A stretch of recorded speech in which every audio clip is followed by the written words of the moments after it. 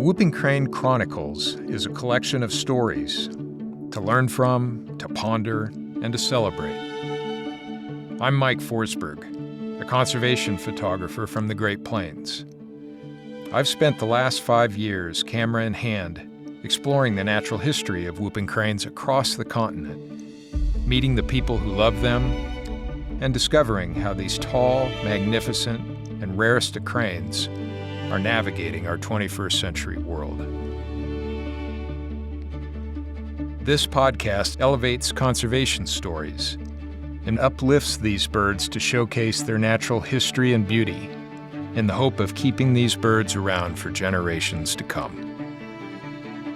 Join me on the journey.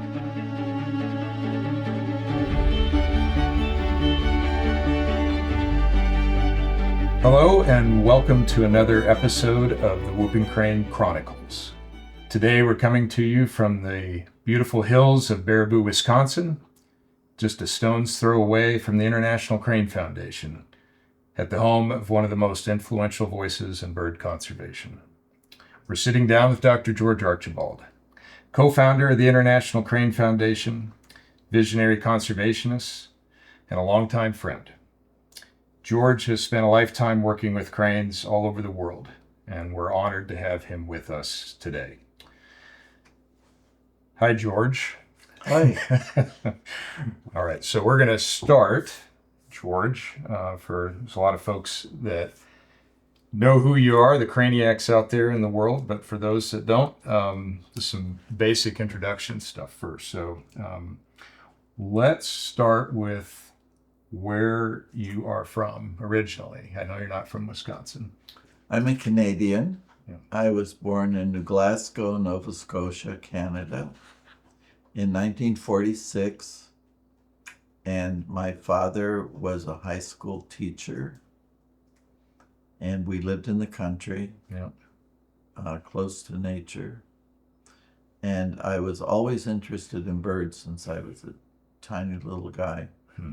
You said that you were always interested in nature. So your dad was a school teacher. Did you live out on a farm? Did you raise most of your own food? Was it a more rural community? Yeah, we raised a lot of our own food. We had several cows. I learned how to milk a cow when I was very young and had to milk cows. And we had chickens and pigs and lots of vegetables and so on. What was it like? I've never been to Nova Scotia before. What's it like through the seasons there?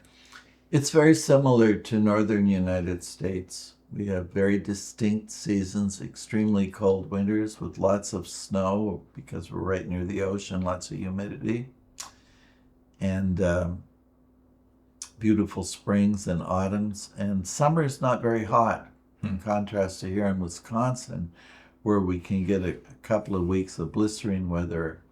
That's very rare in Nova Scotia.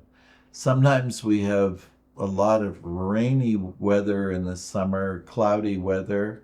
I remember one summer I never saw the sun all summer. It was cloudy, which was very disappointing. Be very depressing. But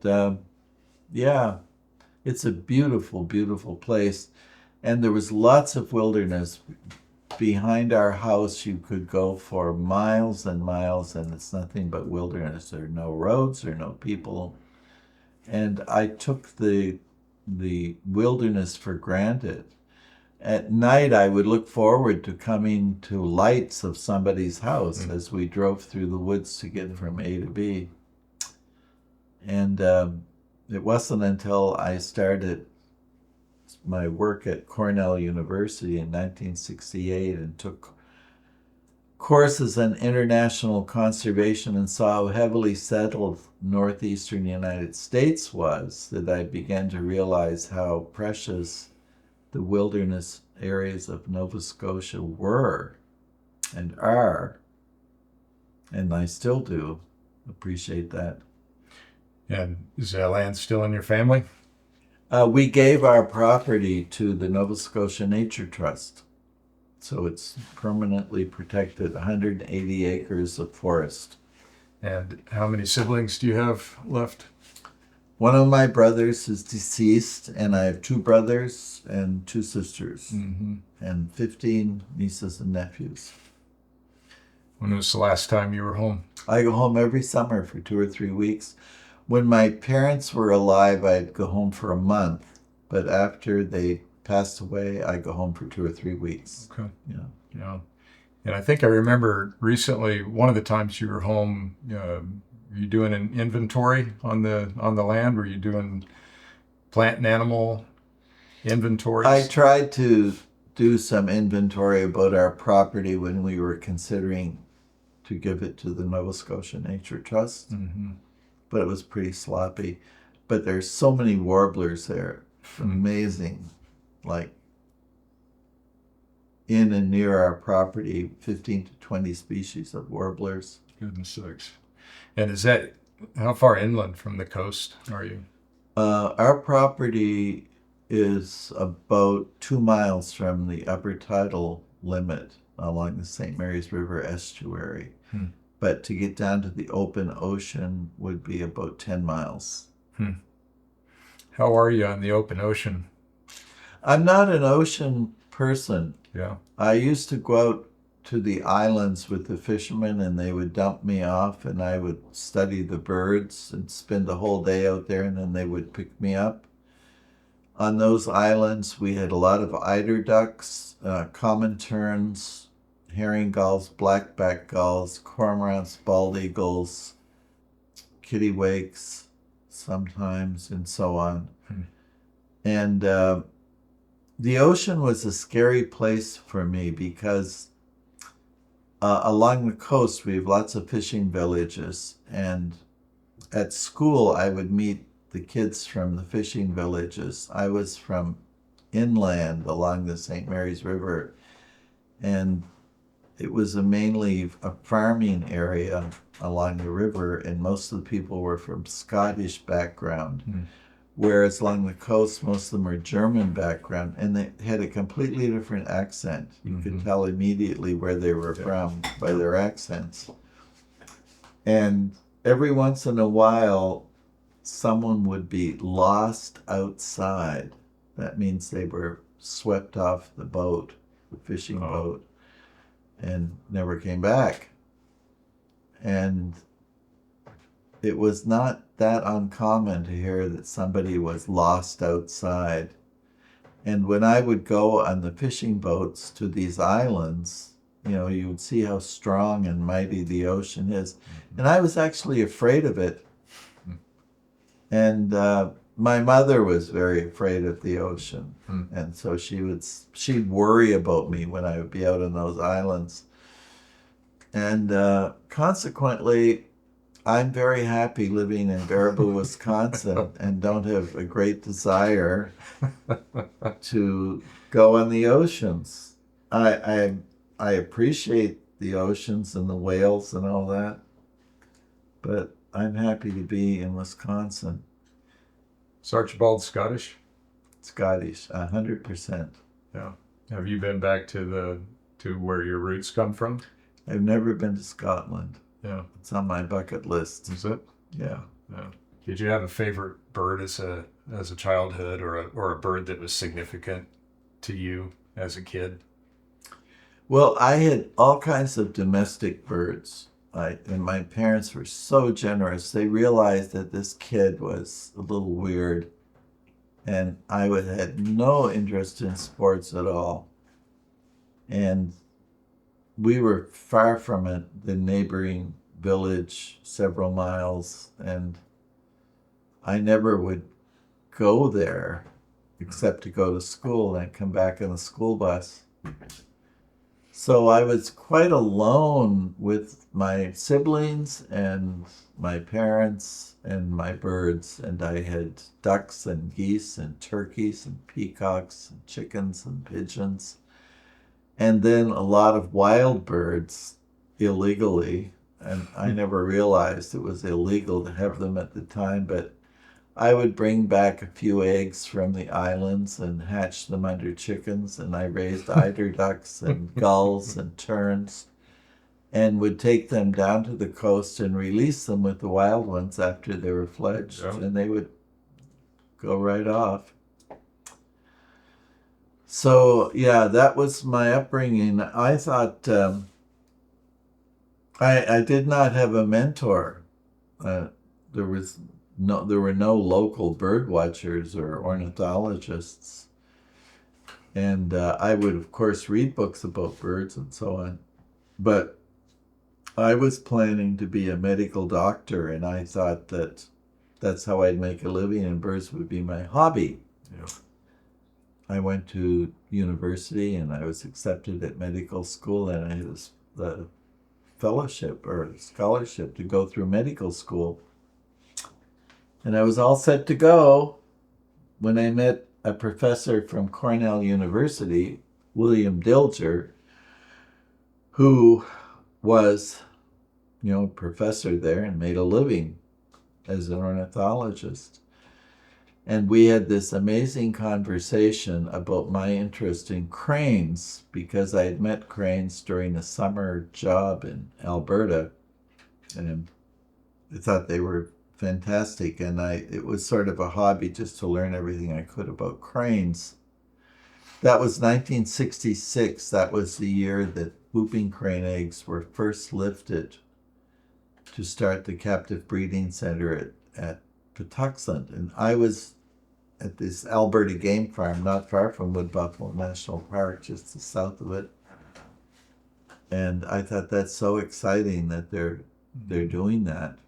Then when I met this professor, he said, well, why don't you come to Cornell University as my student and study cranes? And I said, yeah, that's exactly what I'd like to do. So I left my medical career, my family, my friends, my country, and came to Cornell. And it was too late to apply for a fellowship or anything. So Dilger said, oh, don't worry, we'll find some money for you somewhere. So he and a bunch of other professors scraped together. And I had a wonderful, wonderful time there. It was a turbulent time, though, the Vietnam War and the protests and the drugs on campus and all that. But I was at the Laboratory for Ornithology, which was 3 miles away from the campus. And there was an old dilapidated mink farm right beside the Laboratory of Ornithology, and it had been closed down. And one of my professors, Dr. Tom Cade, said, George, why don't we go together to the director of the Department of Neurobiology and Behavior and ask if we can have that facility to keep some cranes so we can study cranes. So they agreed. They said they'd even pay for the electricity, because there was a little office building there that I could live in, and the cranes, some of the cold sensitive cranes, could live in the winter in that building. So during the summer of 1969, I retrofitted that facility. I tore out all the mink cages and sold them, and used the money to buy chicken wire to make maybe 15 or 20 compounds. And I made little ponds. I had brought in a bulldozer. I asked the different zoos if they would send me cranes so I could study them. And I had 56 cranes of 8 species, and I lived there with the cranes. In addition, I went to several other zoos to study different pairs that I didn't have in my collection. And I did a comparative study of the behavior of cranes and was able to quantify it and work out the relationships of all the different species of cranes, and made an evolutionary tree of the crane family. And that was my PhD. And it was so much fun putting the pieces of this puzzle together. Fast forward 30 years, and Carrie Krajewski from the University of Illinois drew blood from all 15 species of cranes at the International Crane Foundation and hybridized the DNA and then you split it, the DNA strands, and it gives off heat. And if they're closely related, there'll be much more heat generated by splitting the DNA. So he came out with a whole new picture of the evolution of cranes, but it was almost exactly like my picture, which was very comforting. But the academic world, I'm not a very strong academic. I'm a sort of a generalist, I think. And I found it very exciting to discover something. And I could understand how people can get really addicted to that your research, you're going to take another step in a direction or something like that. And I found that very interesting. And I appreciate that and the importance of that, because that's how discoveries are made. But at the same time at Cornell, I took courses on international nature conservation and realized as the human population is increasing and all the destructive things we're doing to the world, that the world is sort of a rough shape. And what's the future going to be? Then what's the future going to be for cranes? And at that time, Russia and China were closed, and so many of the endangered cranes were in that part of the world. And I had brought some of those rare cranes from China together at Cornell, and they actually bred in captivity. And I thought, well, maybe if we could establish some center and bring old zoo birds from these very, very rare species of cranes together, we could save them from extinction, because who knows what's going to happen in China and Russia. Mao Zedong had a bird eradication program, and you have 9 species of cranes in China alone. Then Ron Sawi started at Cornell, and I discovered the writings of Aldo Leopold when I was at Cornell and was very moved by his Marshland Elegy, which was one of the most beautiful things ever written about cranes. And because of my interest in Leopold in Wisconsin, I heard that Ron Sawi was from Wisconsin, and he was just beginning at Cornell as I was finishing. And I met him and I said, have you ever heard of Aldo Leopold? And he said, well, his cabin is 10 miles from my house, where he wrote and worked in the 1930s. So I stopped in Baraboo on my way to Japan at Christmas time in 1971. And there was this little farm. They'd moved their horses to Florida, and the Sawi family agreed to lease us that farm for $1 a year to start the Crane Foundation. Previous to that, Ron and I had a conversation about establishing some center for cranes. And I commented that it would take a special branch of the United Nations to do anything to help cranes, because they're so migratory, covering vast distances in faraway places. And our initial goal was to breed these rare cranes in captivity. But at the same time, Ron began his PhD on the Siberian cranes in India, their ecology and behavior. There was a little flock that still came to India.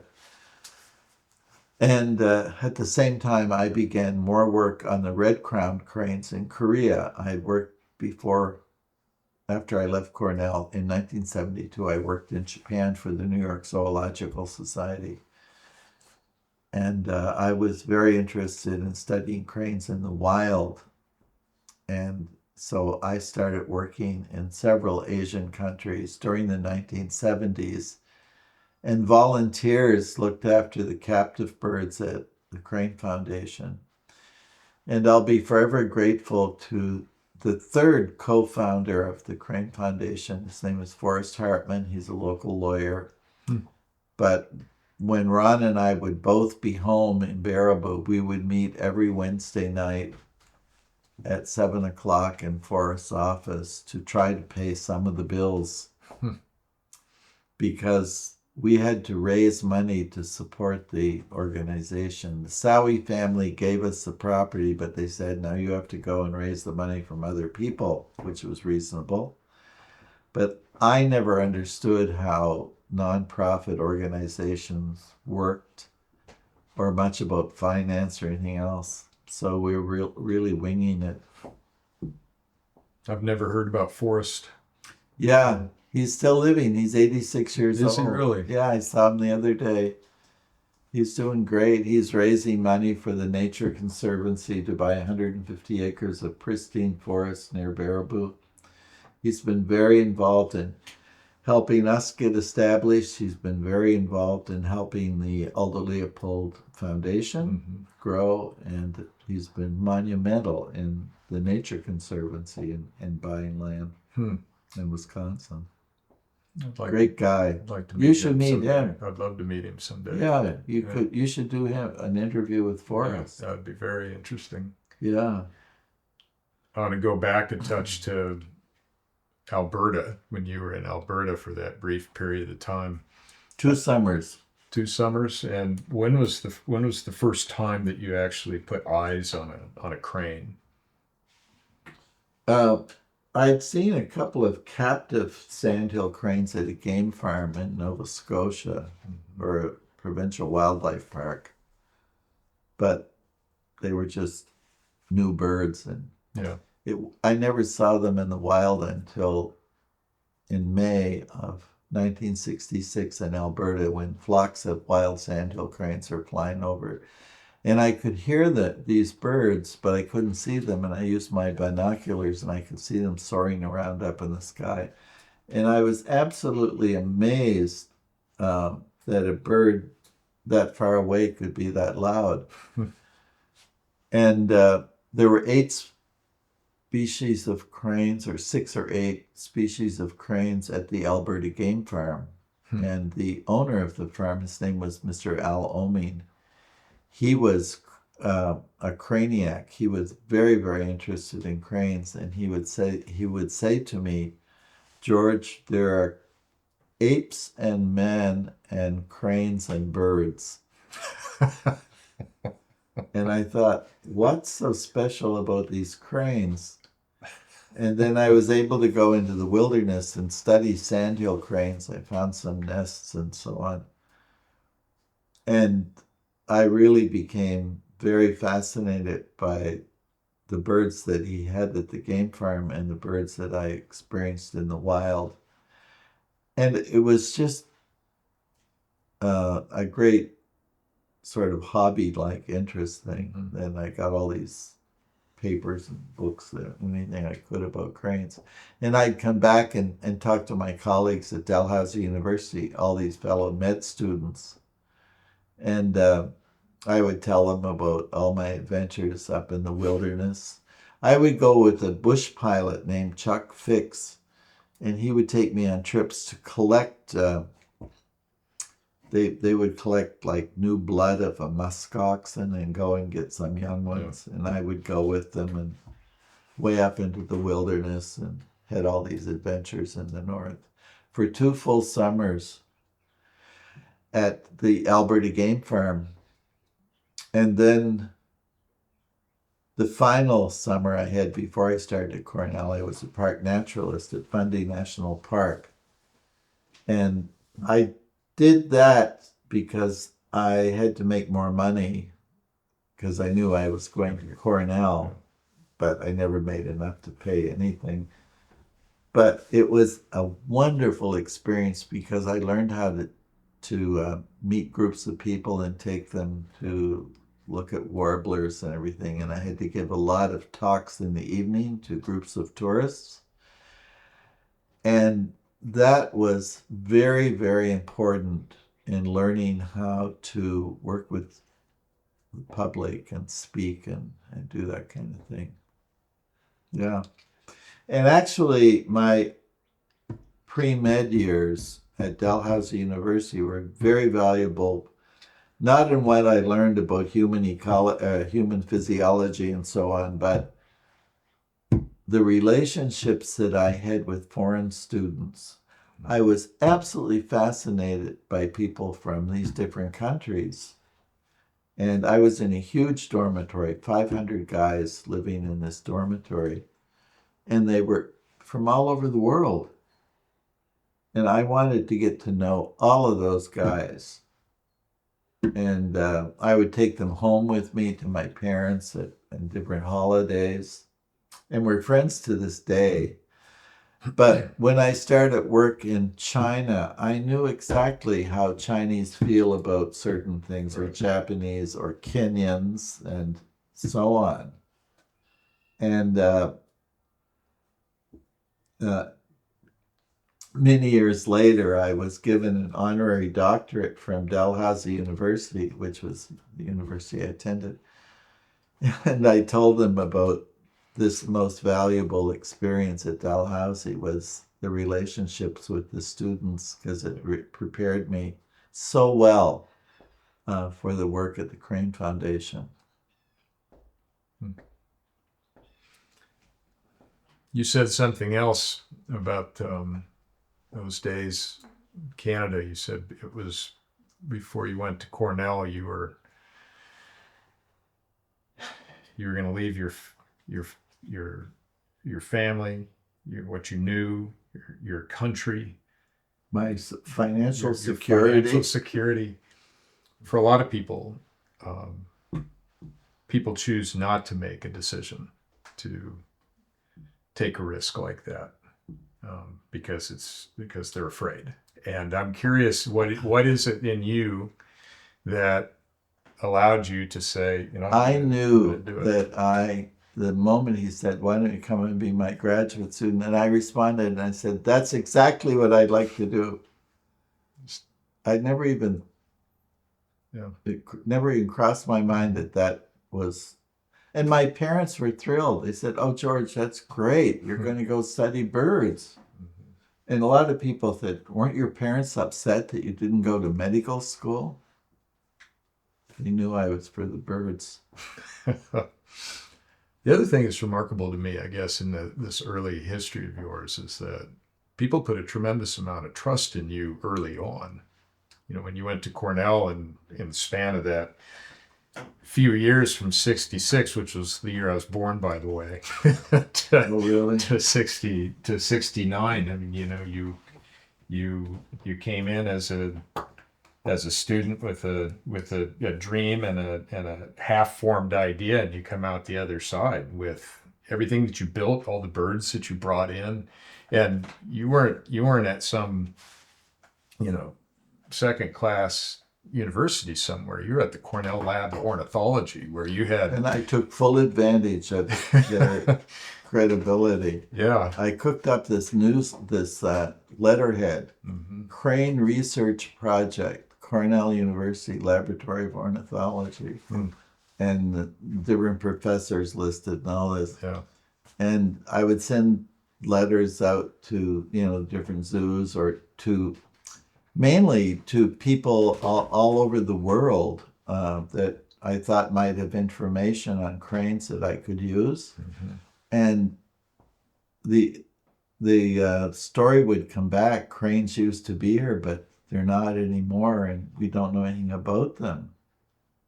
Yeah. And then I realized, oh my gosh, this is really bad news. These birds we're going to lose them, just like we almost lost the whooping crane. I knew unless something was done to turn this whole thing around, that it was going to be bad for the many species of cranes. Following the wonderful example of Europeans, what we did to North America, trying to create this great world and standard of living, but nature is going to be the victim.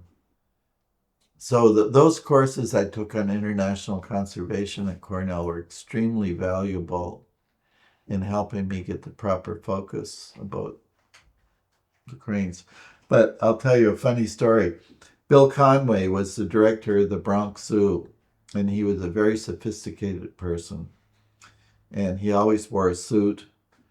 And I went down. I had only been at Cornell like a couple of weeks, and I thought, well, I've got to figure out how to get some cranes. And this mink farm thing came into focus right away.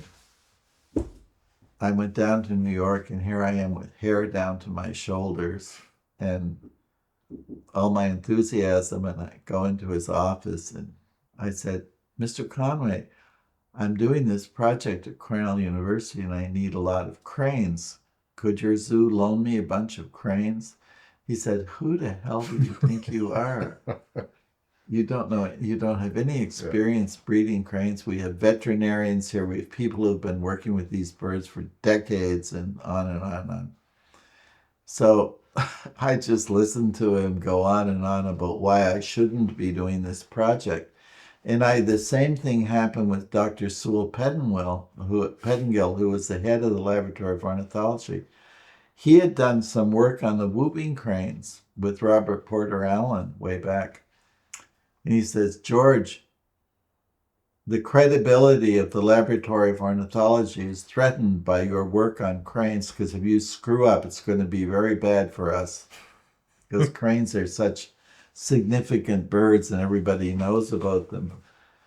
And anyway, I said to Mr. Conway, he started asking me all these questions about cranes. And I, of course, knew a lot about cranes because I'd done all this work just as a hobby. And he said, well, let's go for a walk around the zoo. I'll show you our cranes. So to make a long story short, at the end of the day, I had 22 cranes that he committed to Cornell. So I went back and started fixing up the old mink farm and brought in the cranes. And then because New York was, and then he said, I'll phone so-and-so at Memphis Zoo. They have one bird of this. And Philadelphia Zoo has one bird of this. And Bill became really my mentor. My professors at Cornell were absolutely wonderful, but they were academics that were steeped in their research.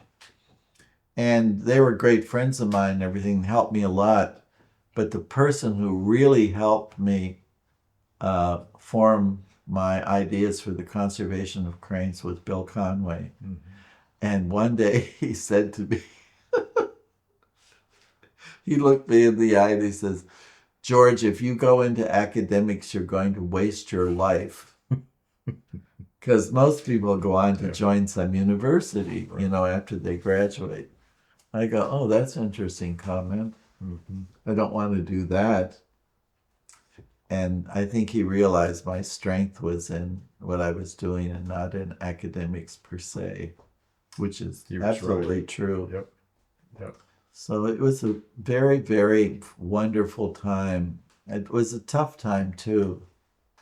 It was a tough time with all that was going on in our society and looking after all those birds every day and then going to classes and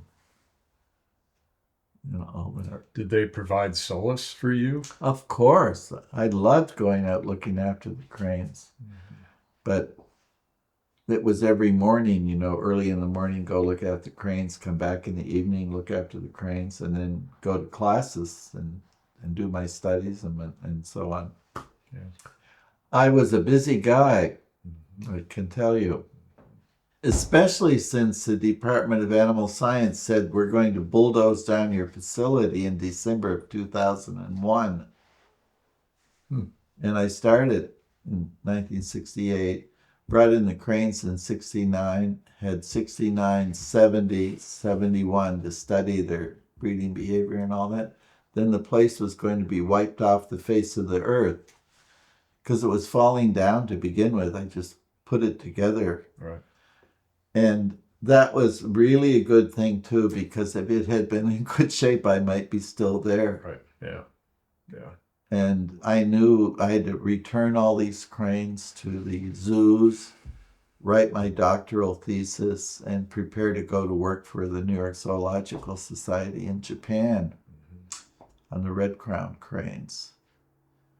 And that's when I met Ron, just at the end of that whole adventure. And then I was working overseas all during 1972 when the crane pens were built on the Sowie farm gratis Mr. and Mrs. Sowie, and came back in December of 1972 and met Forrest Hartman. And by March of 1973, we were a registered nonprofit organization called the International Crane Foundation, with about 3 cents in our coffers. How long did it take for you and Ron and Forrest and others in those early years with ICF before you thought, okay, we've got a firm anchor now, where this is I never work. doubted for 1 minute Yeah. that this would not be a glowing success. Yeah. I never doubted for 1 minute.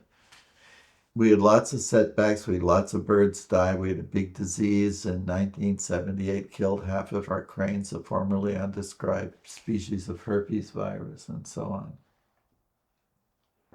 But we got through it.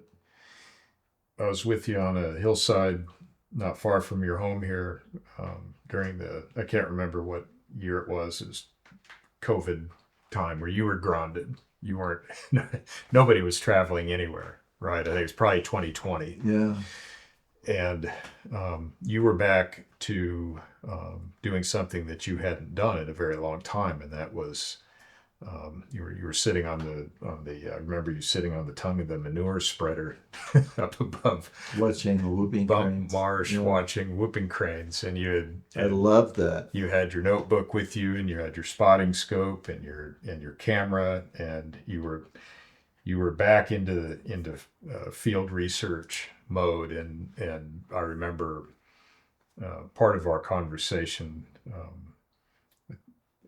You said something to the effect to me that you wouldn't have thought 50 years ago, which was coming up on the 50-year anniversary of ICF, that you would be sitting there doing that and watching whooping cranes, not far from your home and not far from your headquarters out in the wild again.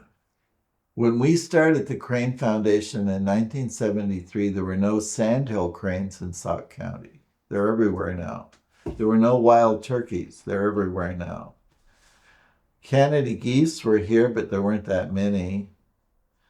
And I would never have imagined that we would have whooping cranes breeding in our little Sauk County, Wisconsin, or in Wisconsin at all. And I would never imagine that the trumpeter swans would come back, and the turkeys would come back, and the peregrine falcons. All those birds were gone, and now they're breeding here in our county. I feel like I've died and gone to heaven. I just drive around, and I'm so thrilled that these birds have been restored. How did that happen? A lot of hard work. Well, the turkeys, I think, they just released a bunch from Kansas, and they just took off. And for some reason, they're enormously successful. The trumpeter swans, they brought eggs from Alaska, and the DNR and the Milwaukee Zoo, they raised them and released them, and they never migrated with them. The birds just migrated south and found some place to spend the winter. And now there are over 5,000 in Wisconsin. And the peregrine falcon, Greg Septon at the museum in Milwaukee, he was the main driver in getting releases of peregrine falcons. In Wisconsin, well, Dr. Tom Cade, who helped me get the mink farm at Cornell, that same year built the first building at Cornell, a laboratory for ornithology, to breed peregrine falcons. Oh. So the whole falcon restoration program began at Cornell in 1968, the same year I started my crane project there. And now it metamorphosed into the World Center for Birds of Prey in Boise, Idaho. And Dr. Cade moved out there. And the Cornell Cranium, as we called it, metamorphosed into the International Crane Foundation in Baraboo, Wisconsin. But they began the same year in the same spot, the Laboratory for Ornithology at Cornell. Now peregrines are all over the country. They've been wonderfully restored. The whooping cranes are doing much better, and a lot of good things have happened for those birds. At the same time, we've had tremendous losses in other birds. Our grassland birds are in such trouble because of industrialized agriculture and so on. We're sitting here in your beautiful farmhouse. Enjoying the spring migrants coming back. It's quite a show out there, isn't it? Yeah. So name some. Look at the hummingbird. He just came back today. There he is again. So name some of the birds that you've seen today.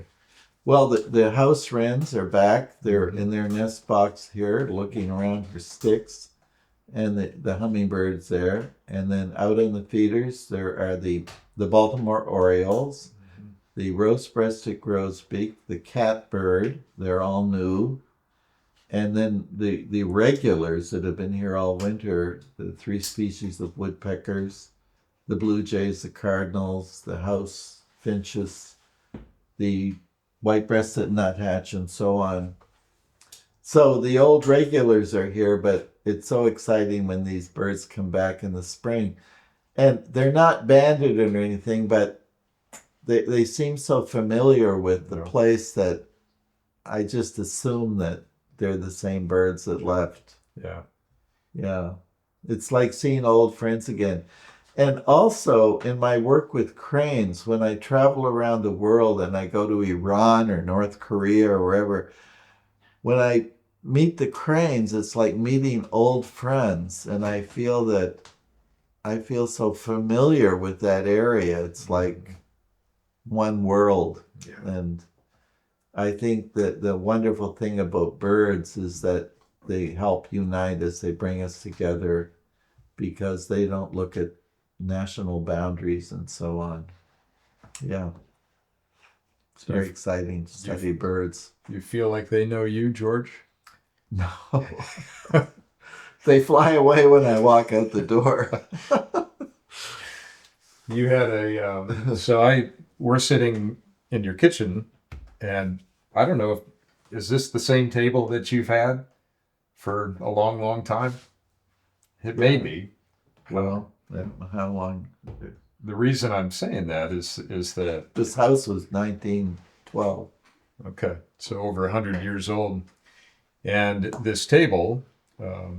When I first met you, my earliest recollection of you may have been on the Platte River. I might have seen you in the late 90s, but I came up here in 1999, and I had just gotten some generous funding from our dear friend, our late friend Marjorie Nicholson, and her husband Ian, to work on a book on sandhill cranes. Mm-hmm. And I knew a little bit about sandhill cranes from the Platte River, but I was really curious, sort of like you, when they'd come back to my home in Nebraska in the spring, it was like seeing old friends again, and it was joyous, but I wanted to know more. I wanted to know where they came from and where they went to and how else they lived their lives and where else were they, where do they live on the continent? And so the International Crane Foundation, thanks to you, stepped in and became the fiscal sponsor for the support of the fieldwork for that book. And the first thing that we did was, I said to you, I don't know how to do this. I don't know where to go or what to do. Where should we go? What should I do? And so we sat here. I stayed here with you in Kyoko for a couple nights, and we hashed it out here at the kitchen table. We hashed out 13 different places that I'd go over a 5-year period, and went to all of them. There's a couple of them we thought about that figured were a little bit out of the realm of possibility. Banks Island and the high Arctic and the Siberia, places like that. But we went to just about every other place and ended up telling the story of that book. And we've been friends ever since, and I couldn't have done that book without you. And I say all this because, like you say, birds do unite us and bring us together, and they form us in community, they form us in friendships, they form us in family. And when you have friendship and community, family, you help each other. And when I think about you and the International Crane Foundation, I don't, I don't think about you first as a scientist or first as somebody that has spent deep time in the field. I think about you and you as a person, you as a human being, as somebody with compassion and somebody that's very generous with your knowledge and your time and how you help other people in your life, and not just in your life with birds, but in your life that you walk as a human being on the planet. Where does that come from? Well, I'm a Christian, and I was brought up a Christian. In 1979, as the Crane Foundation was growing, I felt I was burning out. A lot of organizations fail after about 5 years of enthusiastic transfusion, and they just burn out, and they can't raise enough money or whatever. Yeah. And so I had a spiritual experience in Korea when I realized these beautiful cranes are wintering in the demilitarized zone, and they could be destroyed overnight if war started. And here I am, this nobody from United States - Canada, and the Korean ornithologists aren't even allowed to go into this DMZ. And here I got special permission from I had some connections. Anyway, I felt had some connections. I felt so inadequate. So I asked my bodyguard, I said, I feel so frustrated. I feel like such an insect, incapable of doing anything to help these birds. The political situation in the world is such a mess. Look at Korea. And he said, well, I would pray to God. And I said, oh, that's a good idea. So I made a little prayer. I said, God, if you really exist, would you please show me? And then I'll become the co-pilot of the Crane Foundation, because obviously I don't have what it takes. And during the next day, all these things happened that could, could never have happened by coincidence. And on my flight to Japan the next day, I looked out the window and I saw this incredible view of the sunrise, the moon going down, all the stars, and the clouds glistening. And I remembered my prayer. And then I realized, oh my gosh, all those things happened yesterday, could never have happened by coincidence. And I said, okay, I'm now the co-pilot of the Crane Foundation. Mm-hmm. So ever since then, and now there are 2 hummingbirds at my feet. Look at that. She's come back too. No, they're both males. They won't get along. Anyway, ever since then, I've been putting all of the needs of the cranes in the hands of a higher power. And through my Christian faith, I go from day to day, getting the most out of every day and putting the whole thing in the hands of the Lord. Mm-hmm. And wonderful things continue to happen. So that's my testimony. Yeah.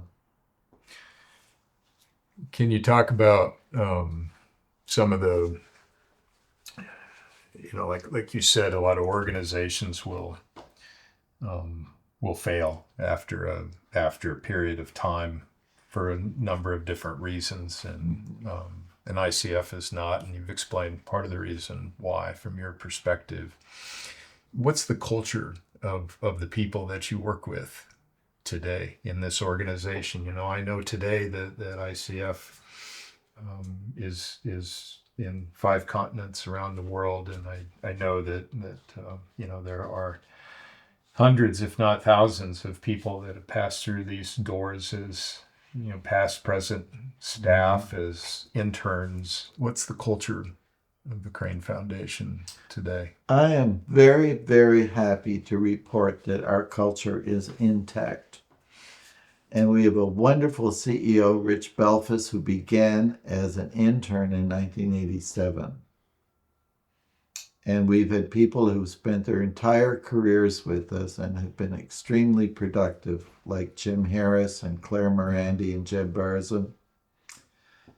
And I continue now, I'm almost 80, to work full time, and there's so much to do. And what I learned through my relationships with all those foreigners at Dalhousie University and then at Cornell University, that we're all the same. We're all human beings, whether we're from one country or another. Mm-hmm. And that commonality has really helped me. And I don't think of my colleagues as being from some country. I think them as being a human being, the same as I am, with the same needs that I have. So after the Russians invaded Ukraine, I continued to keep a very close relationship with all my Russian colleagues, and we meet in China in person, mm-hmm. and so on. And I think that that's the wonderful, wonderful thing about the cranes, that they bring us together.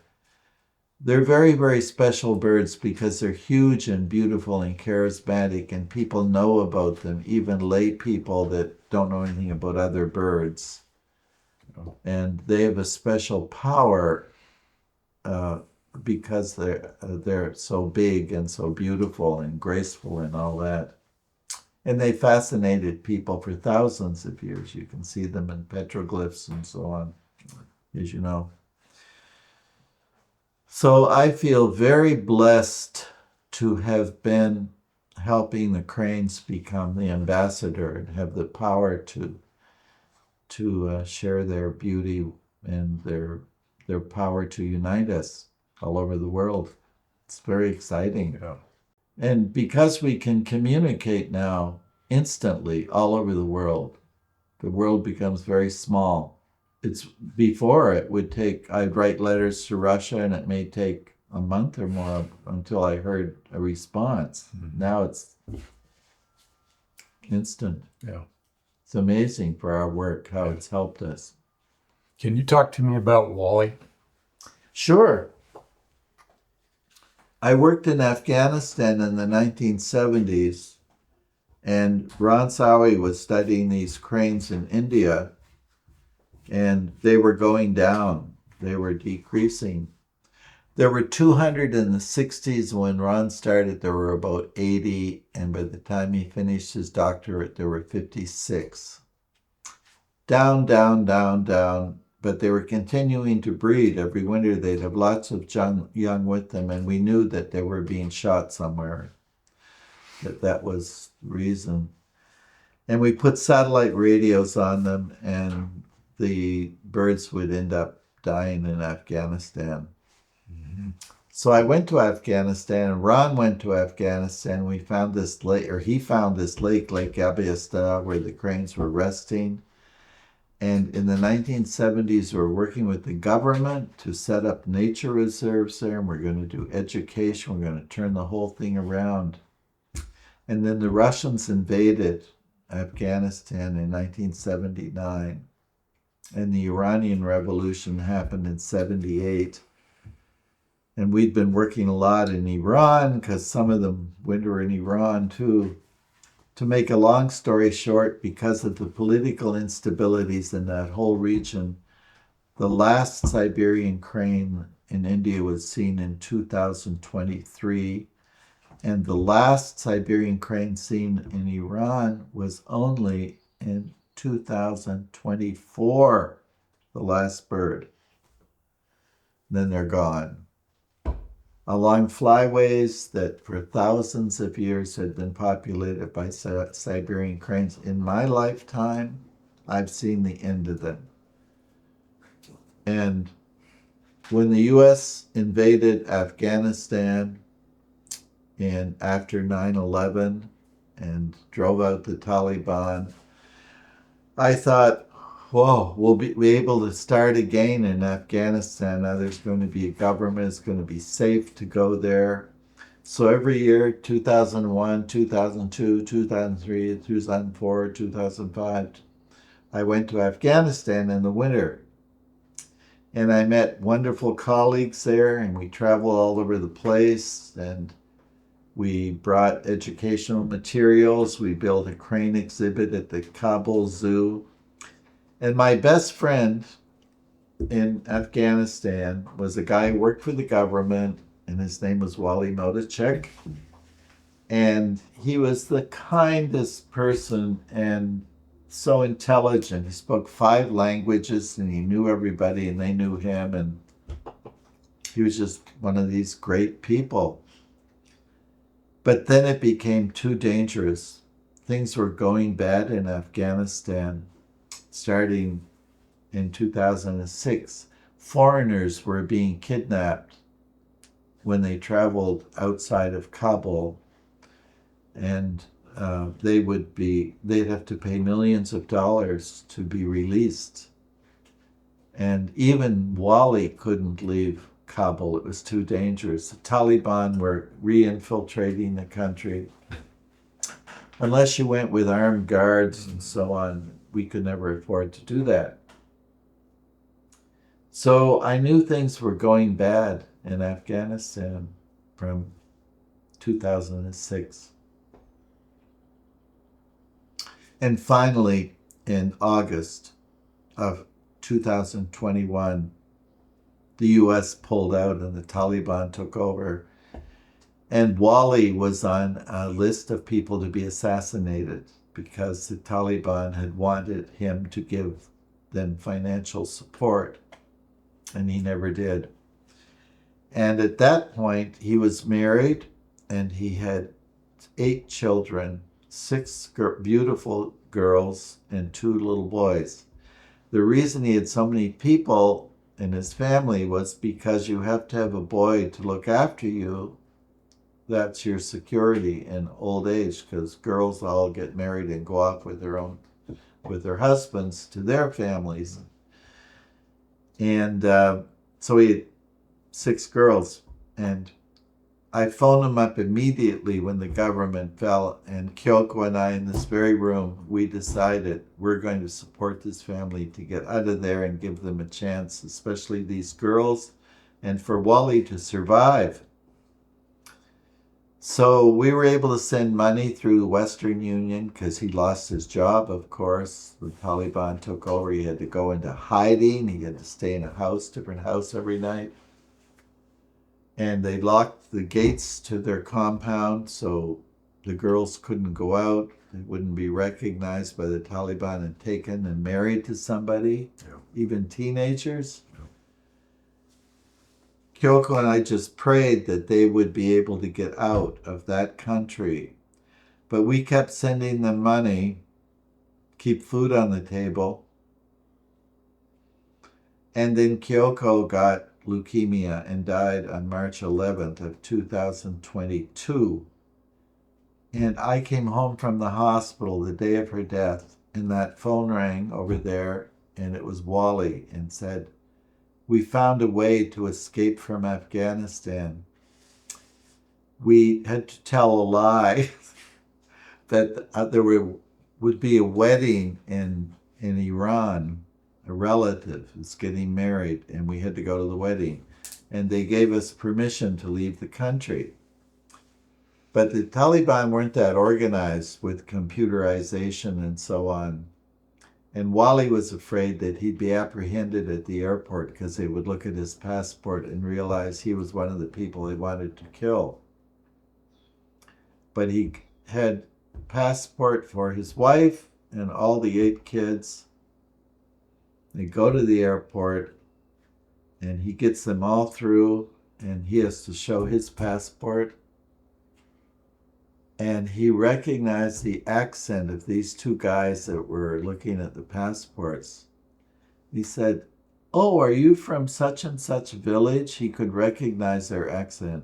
"Do you know Mr. So-and-so, who's a great friend of mine, and I helped them build a school or something up there?" And they had this great conversation. Never even looked at his passport. Go off to Iran. Can you imagine? He may have never seen his family again.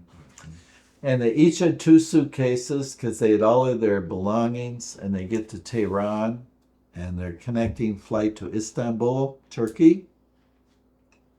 And the Iranians said, you only can take 1 suitcase. So they had to leave half of their suitcases in Iran. And they get to Istanbul, and they get a connecting flight to Mexico City. And we got them a beautiful apartment down there in the best part of town, 5th floor, good security, nice apartment. And they were there for a year because they didn't have permission to come into the United States. Finally, they got permission. I went down to San Diego and met them at the border. It was hell on earth getting through. It took 2 days. It's another long story, but we got them back to this house. And they lived here for 5 months. And the kids immediately started school in Baraboo, all of them. And 2 of the girls started at the University of Wisconsin in Baraboo. And the eldest girl, Sarah, was married 3 months before they left the country.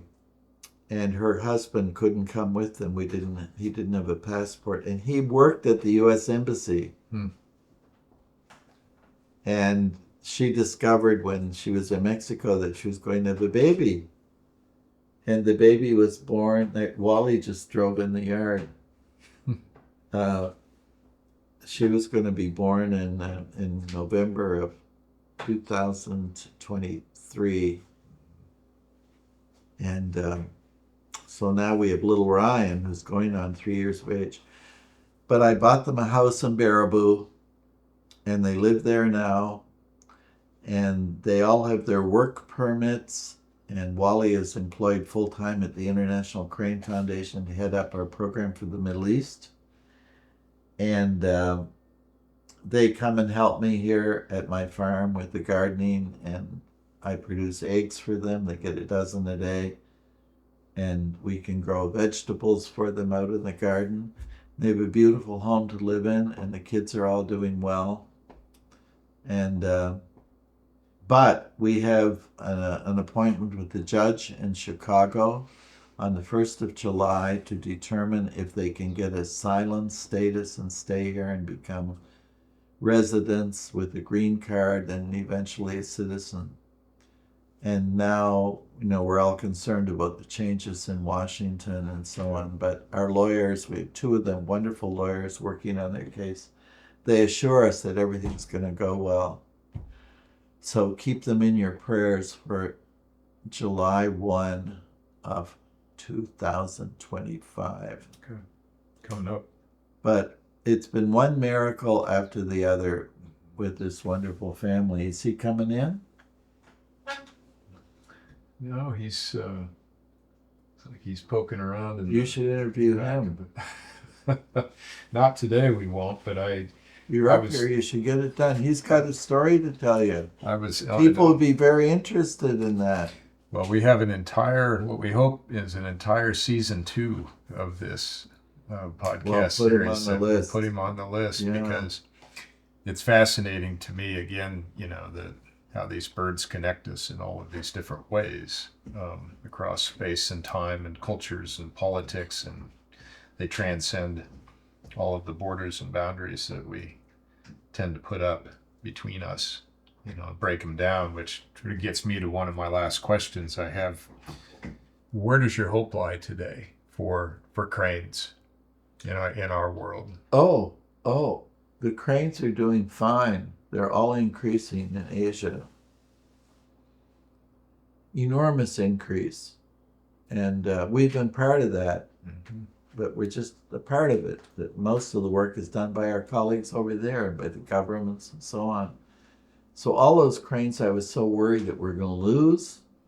Now we have 7,000 Siberian cranes in the population that goes to China. The Russians have a prolific captive breeding program at the Oka State Nature Reserve, and they're all ready to do reintroductions as soon as it's safe to fly to Iran and India. So that's Wally's work. Yeah. And now how do we secure the flyways? But look at the progress we've made in Wisconsin with all these birds back. We can do that in the Middle East. Mm-hmm. We're all people that care about the beauty of nature and so on. So what is the greatest challenge then? Because we know there's no finish line in any of this. The greatest challenge is to not go back, to keep going, to make sure these nature reserves are secure. There are all kinds of new threats with climate change, with development, with wars, instabilities, and things could go south. We've got to keep working. But in Africa, you'll discover with Rich tomorrow, we started in Africa in the mid-'80s, and then Rich first went in 1993 when we had a big meeting in Mount Botswana. And then he and his colleagues in Africa have taken the crane program to do in Soaring Heights. And it's absolutely wonderful because most of the cranes in Africa are not living in nature reserves. They're living out in the landscape where there's a little wetland here and a little wetland there. And the people are very poor, and we've got to help the local people and make cranes part of their future. And they're doing it. Incredible work going on in East Africa and South Africa and Zambia and so on. And he'll tell you all about it. And I'm convinced that the programs will be as successful in Africa as they've been in Asia and as they have been in North America with our hoopers. Yeah. So if you can do it for hooping cranes and for all these other cranes, we can do it for other animals as well that are endangered. It's just a matter of doing it, getting to work and doing it. Yeah. Yeah. That's one thing that has always stood out to me about you is that you're a doer. You don't just talk about Some it. people say slave driver. Back in the good old days when we were all volunteers, they had a joke. They said, never ask George if there's something to do. It's very dangerous. Yeah, I know. Well, I guess I can ask you this on a personal level, maybe, George. So I spent 5 years, almost 6, working on the Swooping Crane book, and one of the things that tipped me over the edge was you. Every time you'd come to the Platte, you'd start talking about that and start poking at me about thinking about doing this book, because you said we've got the science, now we need more story, and I think you knew that I had Tell the public. had those and had whooping cranes in my sights for a while. But thanks for nudging me along and then always helping me on the way. You're welcome. It's my pleasure. What is the power of story? The science is important. You got to have the data. You got to do the science to have the data, but in the data is the story. And what is the power of story in conservation today? The thing of story is people want to learn something very quickly. They don't want to read some great volume and all that. They want to get the story in a simple way, in a beautiful way. And it's always been that way with people. We're storytellers from way back. I think the Bible was also storytelling for a while until they got it on paper and so on. So it's very powerful. And actually, for example, when people are giving a lecture, if you read the lecture, people's brains sort of turn off. Mm-hmm. They'll start daydreaming about something. But when you start talking to them and looking at them and connecting, they listen. You have to talk eye to eye to people in the vernacular, not using acronyms and big words that they don't understand and so on. Yeah. You got to boil it down to the basics. And storytelling is very, very important worldwide. And the news does it all the time. They're boiling, the journalists are boiling down their stories. And sometimes it's boiled down too much. I don't like sound bites. where and then it's over. I like the richness of a story. And when you can combine it with photography and so on, it's very, very powerful. So let me ask you about photography for a second, because you're a darn good photographer. And Amateur. I'm an amateur at everything. Yes, of course, yes. But do you have a favorite photograph that you've made over the years? You know, because you've carried a camera with you a lot over all of this time. Is there a photograph of yours? There was one photograph I took of the moon with a bunch of sandhill cranes flying across it. Yeah. And I took that in the bridge in Nebraska. Yeah. And it was with my cell phone attached to my telescope, and I put the telescope on the moon, and every time cranes were flying, I didn't know what I was doing, I just hit it. Yep. And I got the ultimate photograph. And it's absolutely gorgeous. I love that photo. It's my favorite one, I think. Can we see it sometime? Sure.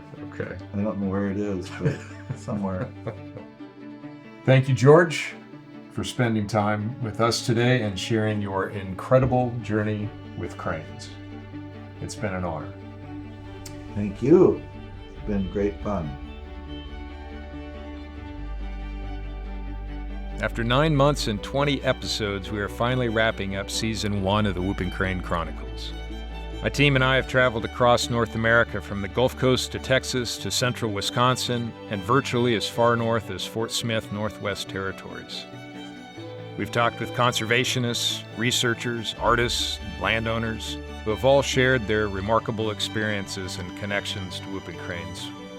Thanks to all you folks who have let us into your homes and into your places of work and into your lives to share these stories. It's been a real honor.